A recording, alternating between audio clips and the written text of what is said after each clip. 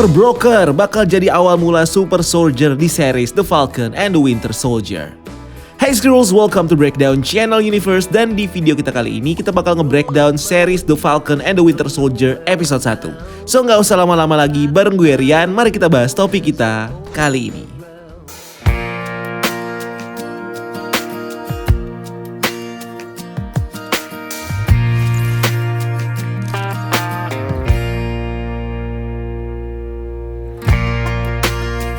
Setelah seminggu kemarin sempat libur, Marvel Studios balik lagi ngasih kita series seru keduanya, yaitu The Falcon and the Winter Soldier. Dimana series ini sendiri terjadi 6 bulan setelah kejadian di Avengers Endgame yang terjadi di bulan April 2024, atau 5 bulan setelah kejadian di series WandaVision yang terjadi di bulan November 2023, dan 2 bulan sebelum kejadian di film Spider-Man Far From Home yang terjadi di bulan Juni 2024.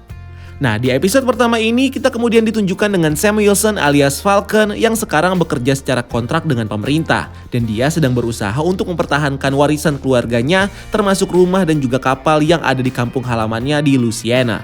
Sementara itu, Bucky atau Winter Soldier di sini diceritakan terus memburu anggota-anggota Hydra yang masih tersisa selagi dia menjalani terapinya, supaya dia bisa menghapus ingatan masa lalunya sebagai Winter Soldier dan hidup normal kembali di masyarakat.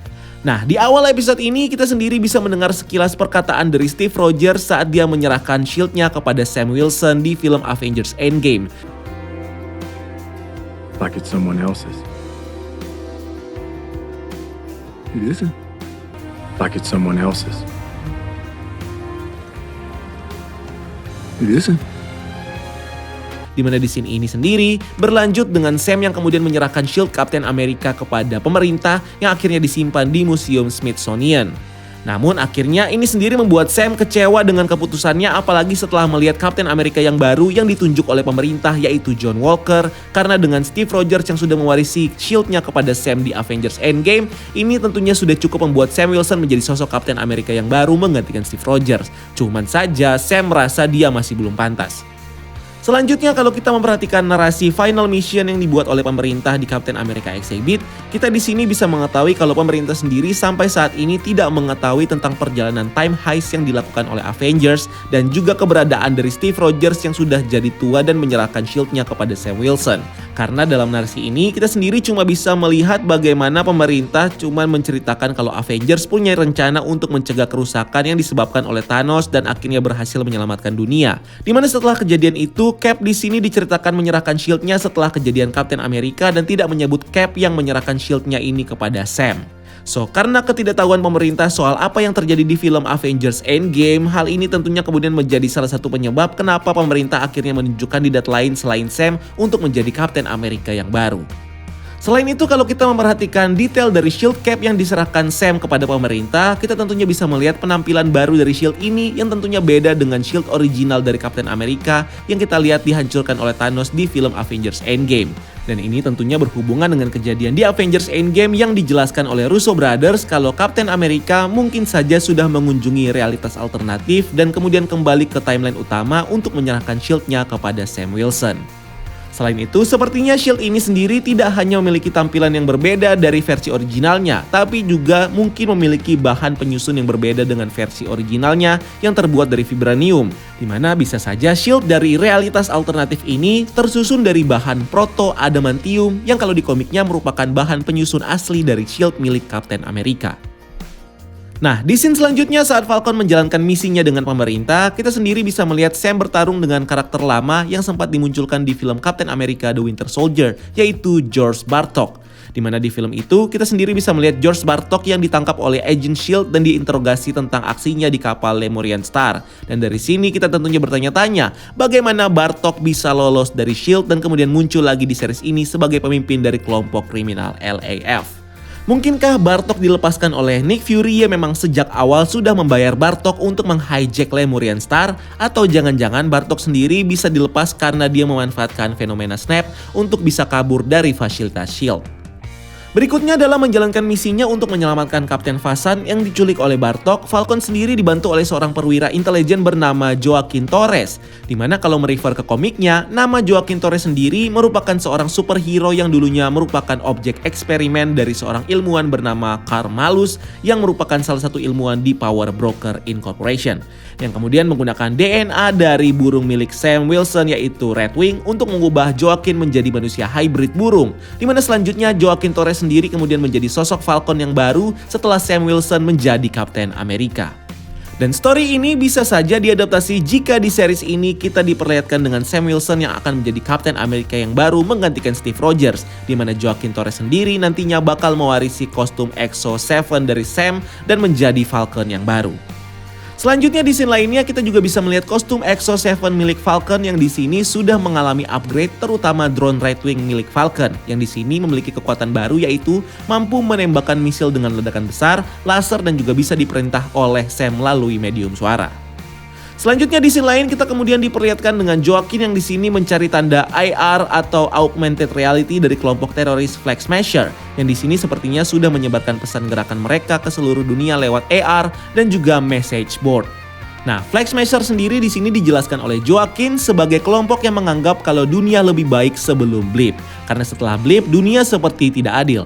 Seperti yang kita lihat di scene lainnya ketika Sam mau melakukan pinjaman ke bank untuk menjalankan usahanya. Di sini kita sudah bisa melihat ketidakadilan dalam ekonomi dunia yang akhirnya membuat orang seperti Sam yang sudah menghilang sejak snap Thanos tidak memiliki bukti penghasilan selama 5 tahun, akhirnya tidak bisa mendapatkan bantuan ekonomi dari bank.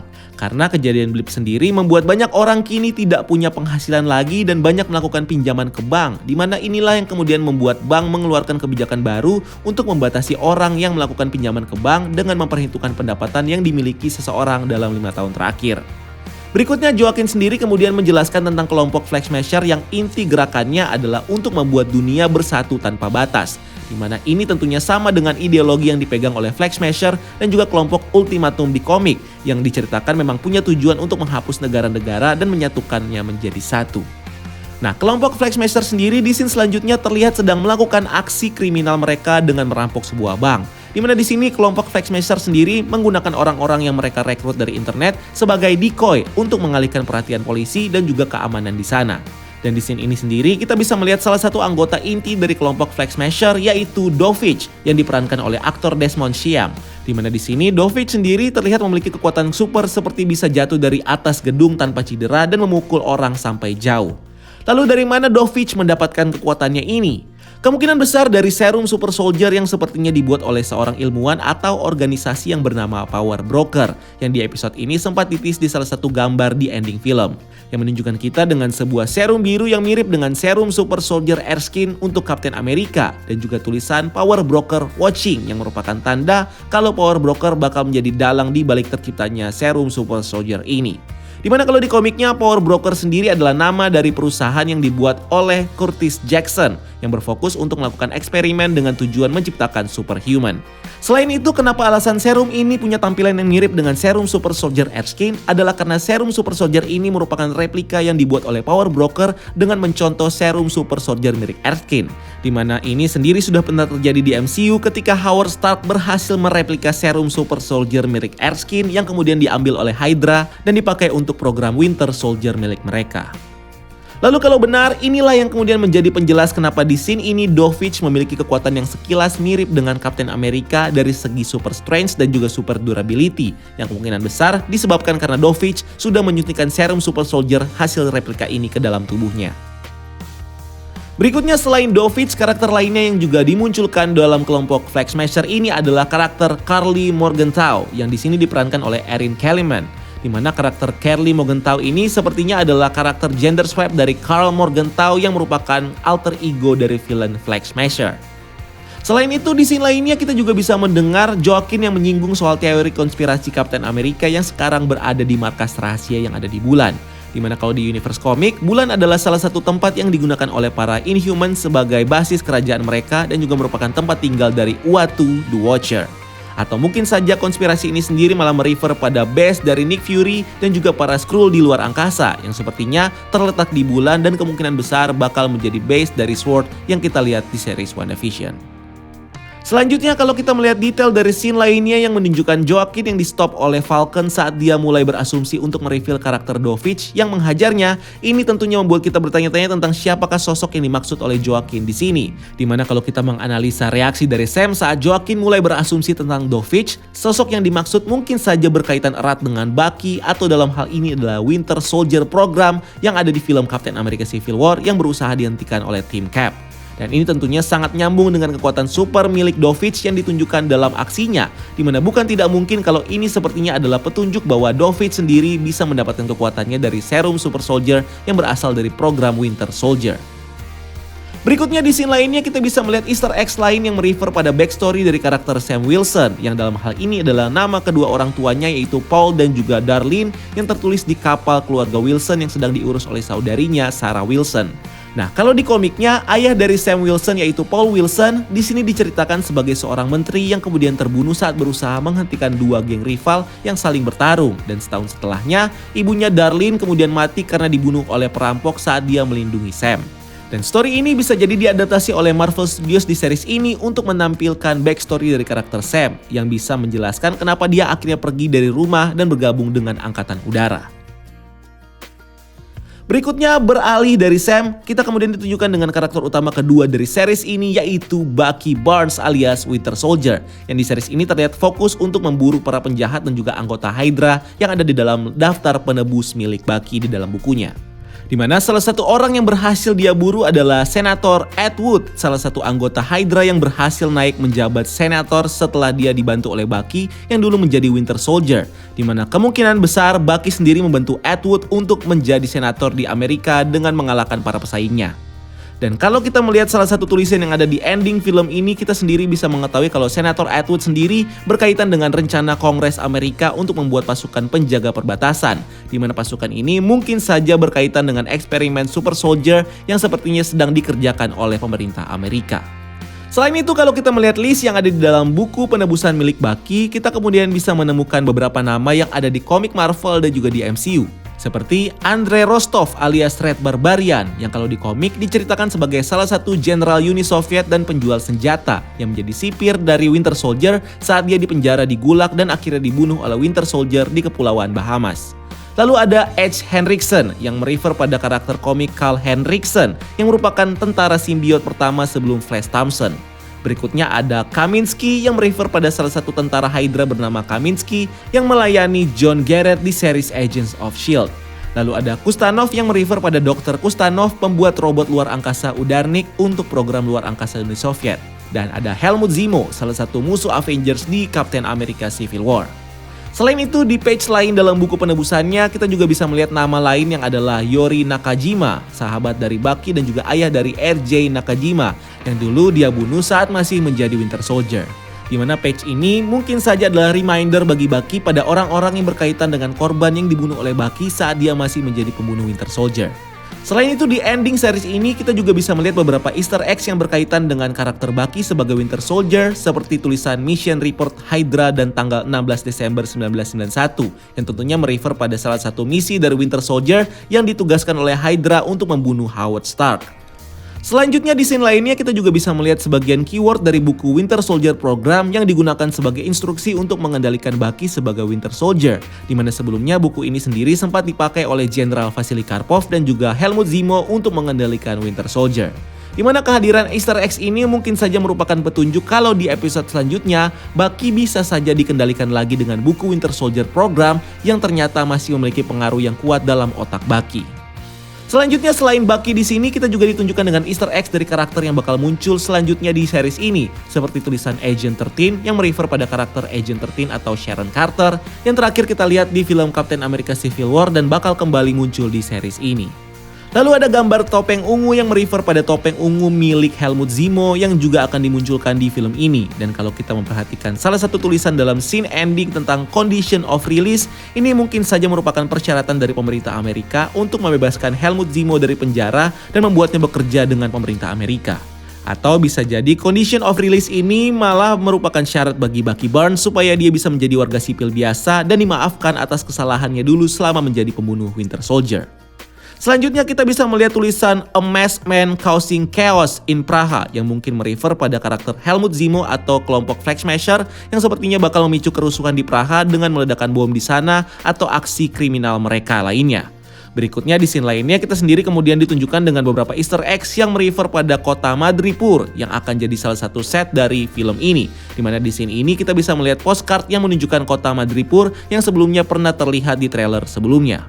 Lalu ada logo binatang yang mirip dengan monyet yang sepertinya merefer pada Brass Monkey Saloon yang bakal muncul di kota Madripoor dan sebuah tulisan yang menjelaskan kepada kita tentang pasukan dari Madripoor yang sudah melakukan pelanggaran hak asasi manusia, di mana ini tentunya bisa merefer pada para penjahat dan juga kriminal yang kalau di komiknya merupakan sebagian besar penghuni dari kota ini. Dan terakhir di film ini kita sendiri kemudian melihat pemerintah yang kini memperkenalkan sosok Kapten Amerika yang baru lengkap dengan shield yang sebelumnya diserahkan oleh Sam kepada museum. Dimana sosok ini adalah John Walker yang kalau di komiknya diceritakan sebagai pengganti dari Steve Rogers sebagai Kapten Amerika. Setelah pemerintah Amerika mengeluarkan kebijakan yang membuat Kapten Amerika harus tunduk pada otoritas pemerintah. Dan inilah yang kemudian membuat Steve Rogers berhenti menjadi Kapten Amerika yang kemudian digantikan oleh John Walker. Yang kalau di komik dalam prosesnya menjadi gila dan membunuh banyak orang. Dimana inilah yang kemudian membuat Steve Rogers akhirnya mengalahkan John Walker dan mengambil identitasnya kembali sebagai Kapten Amerika. Selain itu, John Walker sendiri di komiknya juga memiliki kekuatan super strength yang dia dapat dari hasil eksperimen Power Broker, di mana dengan adanya backstory dan juga easter eggs Power Broker yang ada di episode ini, maka ini bisa jadi petunjuk yang bisa menjelaskan kita tentang sosok yang mengubah John Walker nantinya sebagai super soldier yang dalam hal ini adalah Power Broker. Dan kalau kita melihat salah satu tulisan di ending ini yang menjelaskan info dari Thaddeus Ross tentang Enchanted Human yang masuk dalam special unit, ini bisa jadi merupakan petunjuk hadirnya program Super Soldier yang kembali dijalankan oleh Thaddeus Ross dengan menggunakan aset pemerintah Amerika. Setelah di film The Incredible Hulk, dia sendiri gagal untuk membuat Super Soldier yang berakhir dengan terciptanya monster yaitu Abomination. Dimana bisa jadi Thaddeus Ross di sini bakal melibatkan Power Broker yang mungkin saja adalah kelompok ilmuwan yang ditugaskan oleh Thaddeus untuk membuat Super Soldier Serum yang salah satunya bisa mereplika serum Super Soldier yang sudah ada sebelumnya, yaitu serum buatan Erskine yang bakal digunakan oleh Thaddeus nantinya untuk membentuk pasukan Super Soldier-nya yang di sini dia jelaskan sebagai unit khusus, dan pasukan ini mungkin saja bakal berkaitan dengan pasukan super yang dikaitkan dengan Thaddeus yaitu Thunderbolt. Nah, agenda pembentukan pasukan super ini juga semakin diperkuat dengan hadirnya tulisan di ending film ini yang menjelaskan bahwa manusia super tidak akan menyelamatkan kita, di mana ini bisa jadi adalah propaganda dari pemerintah untuk membentuk pasukan super mereka sendiri yang bakal menggantikan peran Avengers dan bisa dikontrol dengan mudah oleh pemerintah. Dan yang bakal join dalam pasukan super ini tentunya adalah Kapten Amerika baru yaitu John Walker yang bakal jadi super soldier karena Super Soldier Serum buatan Power Broker yang disuntikan kepadanya. Dan terakhir di episode ini kita juga di-reveal dengan secret karakter yang kemungkinan besar bakal dimunculkan dalam series ini, yaitu karakter Isaiah Bradley yang ditunjukkan dengan adanya gambar dokumen search log yang menampilkan subjek 09656. Di mana dalam dokumen ini kita juga ditunjukkan dengan foto yang punya tampilan mirip dengan aktor Carl Lumbly yang dikabarkan bakal join ke series ini dan dirumorkan akan memerankan karakter Isaiah Bradley yang kalau di komiknya diceritakan sebagai Black Captain America pertama. So itu dia pembahasan kita tentang The Falcon and the Winter Soldier episode pertama. Kalau ada hal penting yang gue lewatkan, silahkan tulis di kolom komentar di bawah ya.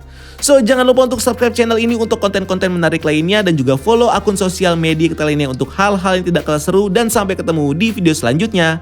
Gue Rian, keep exploring the universe.